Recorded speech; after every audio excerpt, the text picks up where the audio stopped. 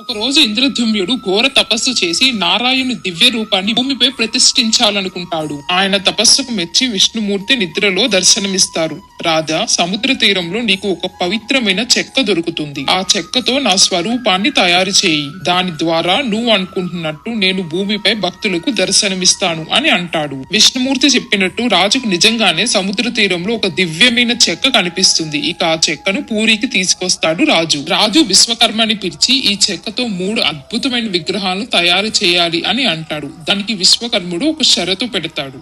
21 రోజుల వరకు ఎవ్వరు కూడా లోపలికి రాకూడదు, ఏం జరిగినా సరే తలుపులు తీయకూడదు అని షరతు పెడతాడు రాజుకి. రాజు దానికి సరే అంటాడు. విశ్వకర్ముడు మొదటిగా తలుపులు మూసుకుని తను చేయాలనుకున్న పనిని ప్రారంభిస్తాడు. కొన్ని రోజులు రూమ్ బయట ఉన్న వారందరికీ పనిచేస్తున్న శబ్దాలు వినిపిస్తాయి. కానీ తరువాత అంతా నిశ్శబ్దంగా ఉంటుంది. ఏం జరుగుతుందో అర్థం కాక మహారాణి రాజుతో ఇలా అంటుంది.